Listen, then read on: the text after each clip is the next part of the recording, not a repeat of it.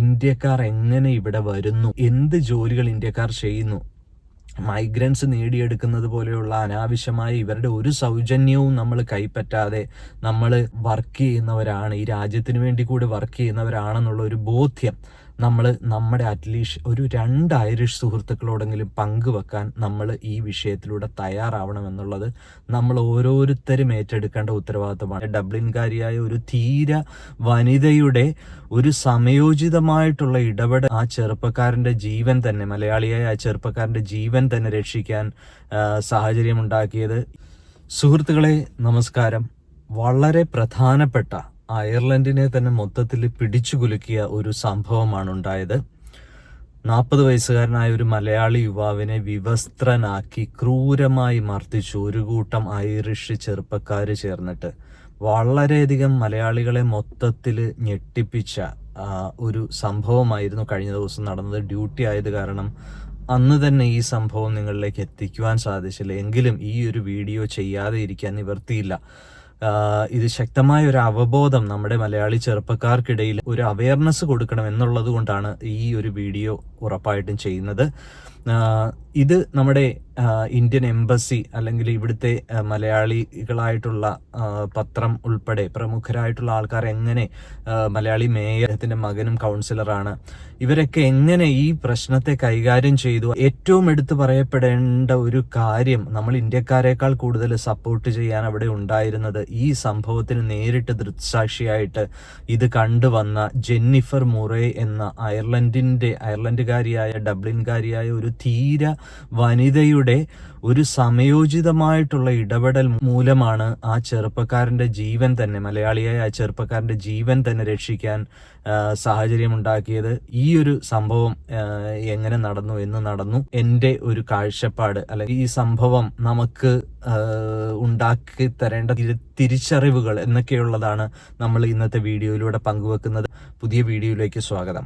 ഡബ്ലിനിൽ ആമസോണിൽ ജോലി കിട്ടി ഒരാഴ്ചയായപ്പോഴത്തേക്ക് തന്നെ അദ്ദേഹം ഒരു ലോക്കൽ ടെമ്പിളിൽ പ്രാർത്ഥിക്കാനായിട്ട് പോകുന്ന വഴി വൈകുന്നേരം 6 മണിക്ക്, അതായത് കഴിഞ്ഞ ശനിയാഴ്ച വൈകുന്നേരം 6 മണിയാണ് മലയാളി സമൂഹത്തെ മൊത്തം നടുക്കിയൊരു സംഭവം ഉണ്ടാകുന്നത്. കുടിയേറ്റ വിരുദ്ധരായ ഒരു സംഘം ചെറുപ്പക്കാരാണ് ഇദ്ദേഹത്തെ ക്രൂരമായിട്ട് മർദ്ദിച്ചത്. ഞങ്ങൾ ഉൾപ്പെടെ അയർലൻഡിൽ വന്നിട്ട് ഒരു തവണയെങ്കിലും അല്ലെങ്കിൽ ഒരു 5 തവണയെങ്കിലും ഈ ചെറുപ്പക്കാരുടെ അധിക്ഷേപത്തിന് ഇടയാക്കാത്ത ഒരു ഇന്ത്യക്കാരനും ഉണ്ടാവില്ല, ഒരു മലയാളിയും ഉണ്ടാവില്ല എന്ന് തന്നെ വേണം പറയാൻ. ഇവരെ നമ്മൾ ഒരു ട്രെയിനിൽ യാത്ര ചെയ്യുമ്പോഴാവട്ടെ, ഇവിടുത്തെ ലോക്കൽ ട്രെയിനുകളിൽ പ്രത്യേകിച്ചും ഇതുപോലെയുള്ള സ്ഥലങ്ങളിൽ യാത്ര ചെയ്യുമ്പോഴാവട്ടെ, ഒരു പബ്ലിക് പാർക്കിൽ പോകേണ്ടതായിട്ട് ഇവരുടെ അധിക്ഷേപം നമ്മൾക്ക് അവിടെയും ഇവിടെയുമായിട്ട് ശ്രദ്ധിച്ചിട്ടുണ്ട്. ഇങ്ങനെ 2-3 അവസരങ്ങൾ ഉണ്ടായപ്പോൾ നമ്മൾ ഇവരിൽ നിന്ന് എങ്ങനെ രക്ഷപ്പെടണം, എങ്ങനെ സ്കിപ്പായി പോകണം എന്നൊക്കെ പഠിച്ച് ഇവരിൽ നിന്ന് മാറിപ്പോവാനായിട്ട് നമ്മൾ മലയാളികൾ പഠിച്ചു എന്നുള്ളതാണ് കാരണം. പക്ഷേ ഈ ചെറുപ്പക്കാരൻ ഇദ്ദേഹത്തിന് അത് സാധിച്ചില്ല. ടീനേജ് ആയിട്ടുള്ള കുട്ടികളെയും നിയമം വളരെയധികം സംരക്ഷിക്കുന്നത് കൊണ്ട് തന്നെ ആ നിയമത്തിന്റെ ആനുകൂല്യം മുതലാക്കി ഇതുപോലെ വഷളത്തരം കാട്ടുന്ന കാട്ടാളന്മാരെ എങ്ങനെ നമ്മൾ ഇവരുടെ ഈ ആക്രമണത്തെ നമ്മൾ അതിജീവിക്കണം, എങ്ങനെ ഇവരിൽ നിന്ന് മാറിപ്പോകണമെന്നൊക്കെ നമ്മൾ വീഡിയോയുടെ അവസാനം പറയുന്നുണ്ട്. ഇതിനെല്ലാം മുൻപായിട്ട് നമ്മൾ പറയേണ്ട ഒരു പ്രധാനപ്പെട്ട ഒരു കാര്യം, ഇതിനെ അതിജീവിക്കുവാൻ സഹായിച്ച പ്രമുഖ വ്യക്തികൾ, ഇതിനോട് പ്രതികരിച്ച പ്രമുഖ വ്യക്തികളെ പറ്റിയാണ്. ഒന്നാമത് ജെന്നിഫർ മുറേയാണ്. ആ സ്ത്രീ ഡ്രൈവ് ചെയ്ത് വരുമ്പോഴാണ് ഈ ഒരു നടുക്കുന്ന സംഭവം ഉണ്ടായത്. അവരുടെ പരമാവധി അവർ ഷൗട്ട് ചെയ്ത് ഈ യുവാക്കളെ തുരത്തി ഓടിക്കുവാനായിട്ട് അവർക്ക് സാധിച്ചു. ഈ പാവം മലയാളി യുവാവിനെ രക്ഷിക്കാനായിട്ട് ഏറ്റവും അധികം സഹായിച്ച ആ ധീര വനിതയെ നമ്മുടെ മലയാളി മേയറായിട്ടുള്ള ബേബി പേരെപ്പാടൻ, അദ്ദേഹത്തിൻ്റെ മകൻ കൗൺസിലർ ആയിട്ടുള്ള ബ്രിറ്റോ, ഇവരൊക്കെ ചേർന്ന് ആദരിക്കുകയുണ്ടായി, അവരോട് ഐക്യദാർഢ്യം പ്രകടിപ്പിക്കുകയുണ്ടായി. അതുപോലെ നമ്മുടെ ഐറിഷ് മലയാളി ന്യൂസിൻ്റെ ചീഫ് എഡിറ്ററും ഉടമയുമായ ശ്രീ റെജി സി ജേക്കബ്, അദ്ദേഹത്തിൻ്റെ ശക്തമായ തൂലിക ഇതിനു വേണ്ടി പ്രവർത്തിച്ചു എന്നുള്ളതാണ് സത്യം. ഇതിനെ അതിജീവിക്കുവാനായിട്ട് ഇതിനുവേണ്ടി എഴുതി വളരെയധികം ന്യൂസുകൾ അദ്ദേഹം എഴുതി. അത് മലയാളികളിലേക്കും ഇവിടുത്തുകാരിലേക്കും ലോകം മുഴുവനിലേക്കും അദ്ദേഹം എഴുതി, നിർഭയനായി എഴുതി എന്നുള്ളതൊക്കെ നമ്മൾ എടുത്തു പറയേണ്ട കാര്യമാണ്. ഈ ഒരു യുവാവ് അവിടുത്തെ കുട്ടികളെ ആക്രമിക്കാൻ ചെന്നിട്ടാണ് ആ യുവാവിനെ മർദ്ദിച്ചത് എന്ന് വരുത്തി തീർക്കാനുള്ള ഒരു പ്രചാരണം, ഒരു നുണപ്രചാരണം നടന്നെങ്കിലും ഈ ഐറിഷ് യുവതി ദൃക്സാക്ഷി ആയതുകൊണ്ട് തന്നെ ആ ദിവസം തന്നെ ഈ ജെന്നിഫർ മുറേ ഫേസ്ബുക്കിലൂടെ ഒരു വീഡിയോ പോസ്റ്റ് ചെയ്തുകൊണ്ട് ഇതിനെപ്പറ്റി ശക്തമായിട്ട് പ്രതികരിച്ചതുകൊണ്ട് തന്നെ മറ്റു നുണപ്രചാരണങ്ങളെല്ലാം പൊളിഞ്ഞടുങ്ങി. ഐറിഷ് സമൂഹത്തിൻ്റെയും എല്ലാം തന്നെ ഒരു സപ്പോർട്ട് കിട്ടുന്ന രീതിയിലേക്ക് ഇതിനെതിരെ പ്രതികരിക്കാനായിട്ട് ആളുകൾ വന്ന് ഇന്ത്യൻ എംബസി തന്നെ ഇടപെടുകയും അഖിലേഷ് മിശ്ര ഇന്ത്യൻ അംബാസിഡർ അവരുമായിട്ടൊക്കെ സംസാരിക്കുകയും ശക്തമായ നടപടി ഉണ്ടാവണമെന്ന് ആവശ്യപ്പെടുകയും ചെയ്തു. അതുപോലെ ശ്രീ ബേബി പൈരേപ്പാട്, ശ്രീ റെജി സി ജേക്കബ് ഇവരെല്ലാവരും ഗവൺമെന്റിനോട് ശക്തമായ നടപടിയെടുക്കുവാൻ ആവശ്യപ്പെടുകയും സമൂഹത്തിൽ ഒരു അവയർനെസ് ഉണ്ടാക്കണം. അതായത് ഇന്ത്യക്കാര് ഇവിടെ വരുന്നവരെല്ലാം തന്നെ ഒരു വർക്ക് പെർമിറ്റ് കിട്ടിയിട്ടോ അല്ലെങ്കിൽ ഡിപ്പെൻഡന്റ് വിസയിലോ ഒക്കെ എല്ലാവിധ നിയമ അനുസൃതമായിട്ട് മാത്രം വരുന്നവരാണ് ഇന്ത്യക്കാരിൽ 99% അല്ലെങ്കിൽ 100% എന്നെങ്കിലും പറയാം. അഭയാർത്ഥികളായി നമ്മൾ ആരും ഇവിടെ എത്തുന്നില്ല. ഇവരുടെ ഗവൺമെന്റ് അഭയാർത്ഥികളായിട്ട് വന്ന് ഇവിടുത്തെ ആനുകൂല്യങ്ങളെല്ലാം പറ്റുന്നവർക്കെതിരെ പല പ്രതിഷേധങ്ങളുമുണ്ട്. പക്ഷേ നമ്മൾ ഇന്ത്യക്കാരുടെ പല ക്വാളിഫൈഡ് ആയിട്ടുള്ള ജോലികളും ചെയ്ത് ഇവിടെ സർവീസ് നമ്മൾക്ക് വളർച്ച ഉണ്ടാകുന്നതിനോടൊപ്പം നമ്മളിവിടെ ടാക്സ് പേ ചെയ്ത് ഇവരുടെ രാജ്യത്തിനുകൂടി വളർച്ച ഉണ്ടാക്കുന്ന രീതിയിലാണ് നമ്മുടെ ഓരോരുത്തരുടെയും ജോലിയും പ്രവർത്തനവും ഒക്കെ. എന്നിട്ട് പോലും ഇതൊന്നും മനസ്സിലാക്കാതെ നമ്മളെ ആക്രമിക്കാൻ ശ്രമിക്കുന്നവർക്കെതിരെ ഒരു ബോധവൽക്കരണമാണ് നമുക്ക് പ്രധാനമായിട്ടും ഉണ്ടാക്കി കൊടുക്കേണ്ടത്. ഇതിനെതിരെ ചില പ്രതിഷേധങ്ങളോ റോഡിലിറങ്ങിയുള്ള കൊടി പിടിച്ചുള്ള മാർച്ചുകളോ ഒന്നും നമുക്ക് ഇതുപോലുള്ള രാജ്യത്ത് അയർലൻഡിലൊന്നും അത് ഒട്ടും വിലപ്പോവില്ല. നമ്മളോടുള്ള ഒരു പ്രതിഷേധം കൂടാനായിട്ടേ കാരണമുണ്ടാവുള്ളൂ. അതുകൊണ്ട് തന്നെ വളരെ സെൻസിബിൾ ആയിട്ട് ഈ പ്രമുഖരായിട്ട് പ്രതികരിച്ചവരെല്ലാം ഈ ഐറിഷ് യുവതിയൊക്കെ ചെന്ന് കാണുകയും ആ ഐക്യദാർഢ്യം പ്രഖ്യാപിച്ച് അങ്ങനെ ഐറിഷ് സമൂഹത്തിൽ കൂടുതൽ ശതമാനവും നല്ല ആൾക്കാർ തന്നെയാണ്. ആ നല്ല ആൾക്കാരെ ചേർത്ത് പിടിക്കുവാൻ അവരുടെ സപ്പോർട്ട്, നമ്മൾ എങ്ങനെ ഇവിടെ എത്തി എന്നുള്ള കാര്യങ്ങളൊക്കെ അറിയിക്കാൻ സമൂഹത്തിന് പറഞ്ഞു കൊടുക്കുവാൻ അവർ തയ്യാറായി. ഇവര് മാത്രം തയ്യാറായാൽ മതിയോ? പോരാ. നമ്മൾ ഓരോരുത്തരും വളരെ ക്വാളിഫൈഡ് ആയിട്ട് ഇവിടെ വർക്ക് ചെയ്യുന്ന ആൾക്കാരാണ്. നിരന്തരം ആൾക്കാരോട് സഹകരിക്കുന്ന ആൾക്കാരാണ്. നമുക്കെല്ലാവർക്കും ഉത്തരവാദിത്തമുണ്ട്.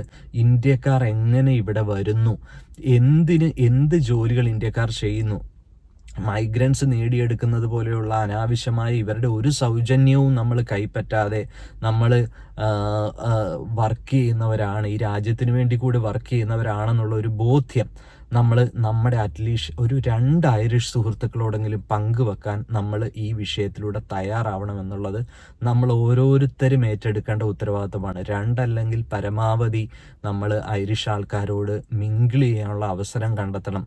ഈ ഒരു പ്രശ്നമുണ്ടായത് അവരെ പറഞ്ഞ് മനസ്സിലാക്കുവാനായിട്ട് നമുക്ക് കഴിയണം എന്നുള്ളത് ഇവിടെ ഓരോ ഇന്ത്യൻ യുവാക്കളും ജീവിക്കേണ്ടത് നമ്മുടെ കൂടെ ആവശ്യമാണ്. ആ ഒരു ഉത്തരവാദിത്വം നമ്മൾ ഉറപ്പായിട്ടും ഏറ്റെടുക്കണം. ഞാൻ ഇങ്ങനെയൊക്കെ പറയുമ്പോൾ ഇങ്ങനെ പറഞ്ഞതുകൊണ്ട് എന്ത് കാര്യമെന്ന് നിങ്ങൾ ഓരോരുത്തരും വിചാരിക്കുന്നുണ്ടാവും. പക്ഷെ നമുക്കത് ചെയ്യാനായിട്ട്, അത്രയെങ്കിലും ചെയ്യാനായിട്ട് നമുക്ക് സാധിക്കണം. അതുപോലെ തന്നെ നമ്മൾക്ക് ഇവരിൽ നിന്നും ഏൽക്കേണ്ടി വരുന്ന അധിക്ഷേപങ്ങൾ ഗാർഡയിൽ റിപ്പോർട്ട് ചെയ്യുകയും അതുവഴി ഈ പ്രശ്നങ്ങളൊക്കെ ഗവൺമെൻറ്റിലേക്ക് എത്തുകയും ഗവൺമെൻറ് നിയമനിർമ്മാണങ്ങൾ നടത്തി ഈ കുറ്റക്കാരെ ശക്തമായിട്ട് ശിക്ഷിക്കുവാനുള്ള നിയമ പരിഷ്കാരങ്ങൾ കൊണ്ടുവരണം എന്നുള്ളതും ഒരു ആവശ്യം തന്നെയാണ്. ഈ പ്രശ്നത്തിന് ശേഷം ഇന്ത്യൻ എംബസിയിൽ നിന്നും മറ്റ് പ്രധാനികളിൽ നിന്നുമൊക്കെ ഉണ്ടായ ശക്തമായിട്ടുള്ള പ്രതിഷേധം ഗവൺമെൻറ്റിനെ സമ്മർദ്ദത്തിലാഴ്ത്തുകയും ഗാഡയുടെ നേതൃത്വത്തിൽ തെളിവുകൾ ശേഖരിക്കുകയും തെളിവുകൾ നൽകാനായിട്ടും വിവരങ്ങൾ വിളിച്ചറിയിക്കാനായിട്ടും ഈ കൊടുത്തിരിക്കുന്ന നമ്പറിൽ ബന്ധപ്പെടാനായിട്ടാണ് അയർലൻഡ് പോലീസായ ഗാഡ ആവശ്യപ്പെട്ടിരിക്കുന്നത്. ഇങ്ങനെയൊക്കെയുള്ള സംഭവങ്ങൾ ഉണ്ടാകുമ്പോൾ തീർച്ചയായിട്ടും അത് റിപ്പോർട്ട് ചെയ്യാനായിട്ട് നമുക്ക് സാധിക്കണം എന്നുള്ളതാണ്. ഇവിടുത്തെ ഇവിടുത്തെ ഗവൺമെൻറ് സിസ്റ്റത്തെ നമ്മൾ അനുഭവിക്കുന്ന ഈ പ്രശ്നങ്ങൾ ബോധ്യപ്പെടുത്തിയെങ്കിൽ മാത്രമേ ഇതിന് ഒരു കുറവുണ്ടാവുകയുള്ളൂ എന്നുള്ളത് ഒരു വാസ്തവമാണ്. പ്രതിഷേധ പ്രകടനങ്ങൾ കൊണ്ട് വലിയ കാര്യം ഉണ്ടാവില്ല എന്ന് ആണ് വിലയിരുത്തലുകളെങ്കിൽ പോലും എന്തെങ്കിലും രീതിയിൽ ഈ ഒരു പ്രശ്നത്തിനെതിരെ പ്രതികരിക്കാനായിട്ട് തന്നെയാണ് പല സംഘടനകളുടെയും തീരുമാനം. സെന്റ് സ്റ്റീഫൻസ് ഗ്രീനിനടുത്ത് ഡിപ്പാർട്ട്മെന്റ് ഓഫ് ജസ്റ്റിസിന്റെ ഓഫീസിന് മുൻപിൽ ഈ ശനിയാഴ്ച 3 മണിക്കും താലായിൽ വൈകിട്ട് 6:30 അതായത് ഞായറാഴ്ച 1 മണിക്ക് സിറ്റി സെന്ററിലും പ്രതിഷേധ സമരങ്ങളുമൊക്കെ നടത്താൻ ഉള്ള തീരുമാനങ്ങൾ പല സംഘടനകളും എടുത്തിട്ടുണ്ട്. പല ഇന്ത്യൻ മലയാളി സംഘടനകളും എടുത്തിട്ടുണ്ട് എന്നാണ് അറിയുന്നത്. ഇനി ഇവിടെ വരുന്ന യുവാക്കൾ ഏതൊക്കെ രീതിയിൽ ശ്രദ്ധിക്കണം എന്ന് ആണ് ഒന്ന് പങ്കുവെക്കുന്നത്. നമ്മൾ ഈ ലുവാസ് അല്ലെങ്കിൽ ഈ ട്രെയിൻ പബ്ലിക് ട്രാൻസ്പോർട്ടിലൊക്കെ പോകുമ്പോൾ കഴിവതും ആളില്ലാത്ത സീറ്റുകളിൽ വളരെ നല്ല കാഴ്ചകളൊക്കെ കണ്ടു പോകാനായിട്ട് നമ്മൾ മാറിയിരിക്കാറുണ്ട്. പക്ഷേ പ്രത്യേകിച്ച് ഈ ഒരു സന്ധ്യാസമയത്ത് അല്ലെങ്കിൽ അതുപോലെയുള്ള ഒരു സമയം ഒക്കെ ആകുമ്പോൾ തന്നെ നമ്മൾ മറ്റ് സീറ്റുകളുടെ അടുത്താരുള്ള അവരുടെ അടുത്ത് പോയിരിക്കുന്നത് നല്ലതായിരിക്കും. അതുപോലെ ലുവാസിലൊക്കെ ആണെന്നുണ്ടെങ്കിലും അങ്ങനെ തന്നെ ചെയ്യുക. ഇവർ നമ്മളോട് സൗഹൃദം സ്ഥാപിക്കാൻ എന്തോടെ ഈ ഒരു ടീനേജ്, അതായത് കൂടുതലും 15 വയസ്സിൽ താഴെയുള്ള പിള്ളേരാണെന്ന് ഓർക്കണം എന്നുള്ള രീതിയിൽ വന്ന് സംസാരിച്ചേക്കാം. കഴിവതും ഇവരുമായിട്ട് വലിയ സംസാരത്തിനോ സൗഹൃദത്തിനോ പോകാതിരിക്കുക. ഇവർ അതിനുശേഷം പൈസയും നമ്മളോട് പൈസ ചോദിക്കാൻ സാധ്യതയുണ്ട്. നമ്മുടെ കയ്യിൽ ഇപ്പോൾ ഒരു കൂളിംഗ് ഗ്ലാസ് ഉണ്ടല്ലോ, അതുപോലെ എന്തെങ്കിലും സാധനങ്ങളുണ്ടെങ്കിൽ അത് പിടിച്ചു മേടിക്കാൻ സാധ്യതയുണ്ട്. കഴിവതുമായി ഇവരുമായിട്ടുള്ള ഐ കോണ്ടാക്റ്റ് ഒഴിവാക്കുക, സംസാരം ഒഴിവാക്കുക.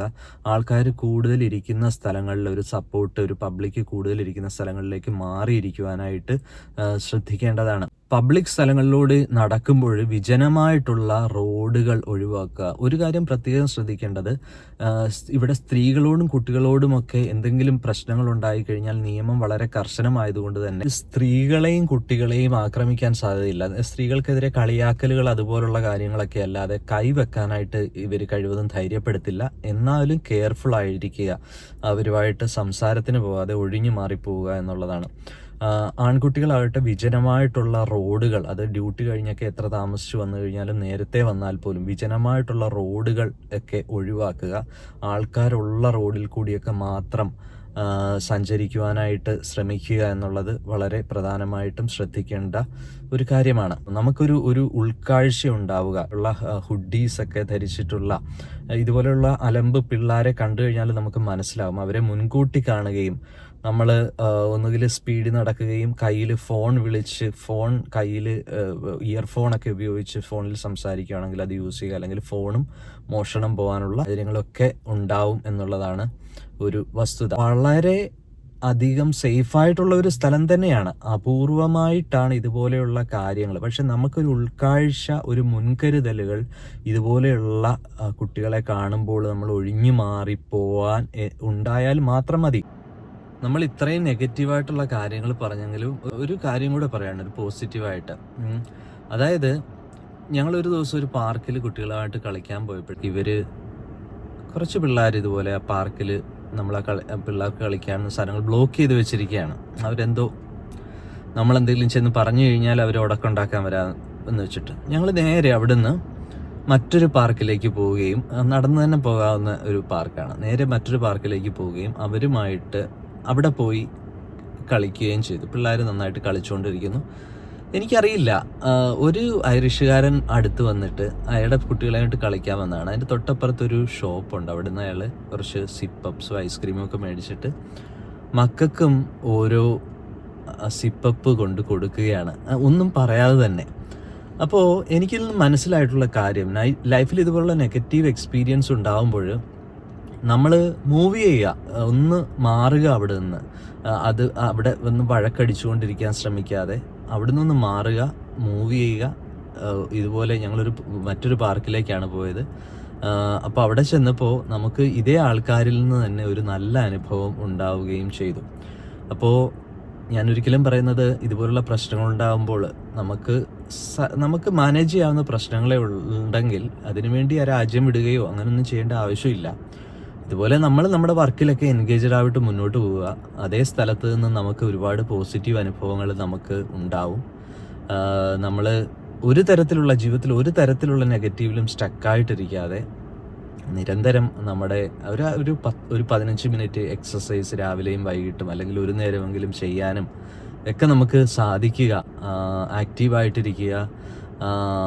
എല്ലാം കടന്നു പോകും, ഓരോ വലിയ പ്രതിസന്ധികളും കടന്നു പോകും എന്ന് നമ്മൾ ഉറപ്പായിട്ടും വിചാരിക്കുക, വിശ്വസിക്കുക. ഇതുപോലെയുള്ള പ്രതിസന്ധികൾ ഉണ്ടാകുമ്പോൾ നമ്മൾ നിശബ്ദരായിരിക്കാനും പാടില്ല. നമ്മൾ തീർച്ചയായിട്ടും പ്രതികരിക്കേണ്ട കാര്യങ്ങൾ പ്രതികരിക്കണം. മറ്റുള്ള ഐറിഷുകാരോട് നമുക്ക് സംസാരിക്കാവുന്നതിൻ്റെ അത്രയും സംസാരിക്കണം. അവരോട് സ്നേഹത്തോടെ, നോക്കൂ, ഞങ്ങൾക്ക് ലഭിക്കുന്ന, ഞങ്ങൾ നിയമപരമായിട്ട് ജീവിക്കുന്ന ഞങ്ങൾക്ക് കിട്ടുന്ന അനീതി, ഇത് നിങ്ങളൊന്ന് അറിഞ്ഞിരിക്കണം. നിങ്ങളിതിനു വേണ്ടി എന്തെങ്കിലും ചെയ്യണമെന്ന് ഞങ്ങൾ പറയുന്നില്ല, നിങ്ങളൊന്ന് അറിഞ്ഞിരിക്കണം. ജെന്നിഫർ മുറേ തന്ന ആ ഒരു സപ്പോർട്ട് നമുക്ക് വലിയ പ്രതീക്ഷയാണ്. എന്നാൽ നമ്മൾ ആ ഐറിഷുകാരി ഒരു ഇന്ത്യക്കാരനോട് കാണിച്ച സ്നേഹത്തിൻ്റെ ഒരു അല്പമെങ്കിലും നമ്മൾ അങ്ങോട്ടും ഇങ്ങോട്ടും നമുക്ക് ഉണ്ടാവണം. അതിന് തെളിവാവണം നമ്മുടെ ആ ഒരു ഉത്തരവാദിത്തം.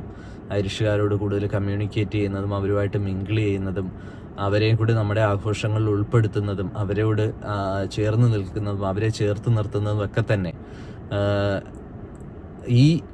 ഈ ഒരു മാനസിക ആഘാതം ഏറ്റ ഈ ചെറുപ്പക്കാരൻ, മലയാളിയായ ഈ പ്രശ്നത്തെ അതിജീവിച്ച ആ കരുത്തുറ്റ ചെറുപ്പക്കാരന് നമ്മുടെ ഐറിഷ് മലയാളികളുടെ പൂർണ്ണ പിന്തുണയോടെ ഈ പ്രതിസന്ധി അതിജീവിക്കുന്നതിലൂടെ അദ്ദേഹത്തിൻ്റെ ജീവിതത്തിന് വലിയ ഒരു ഉയർച്ച ഉണ്ടാവും എന്നുള്ള പ്രത്യാശയോടെ.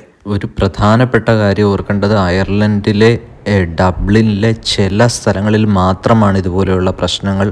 അല്ലാതെ ഉള്ള സ്ഥലങ്ങളിലെല്ലാം തന്നെ വളരെയധികം നല്ല ആൾക്കാരാണ്, ഐറിഷ് ആൾക്കാരാണ് നമ്മളോട് സഹകരിക്കുന്നത്, നമ്മളോട് സ്നേഹബന്ധം പുലർത്തുന്നവരും എന്നൊക്കെ നമുക്കറിയാം. എങ്കിലും ഇതുപോലെയുള്ള പ്രശ്നങ്ങളിൽ അതീവ ജാഗ്രത കാണിക്കുമെന്ന് ഉള്ള ഉറപ്പോടെ നമുക്ക് ഇന്നത്തെ വീഡിയോ വൈൻഡപ്പ് ചെയ്യാം.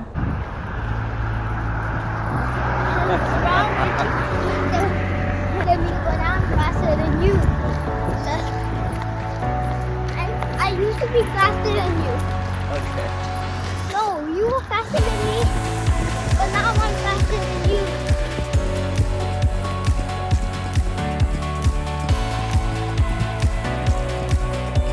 എപ്പോഴും നോക്കണം, റോഡ് ക്രോസ് ചെയ്യുമ്പോൾ എപ്പോഴും നോക്കണം കേട്ടോ.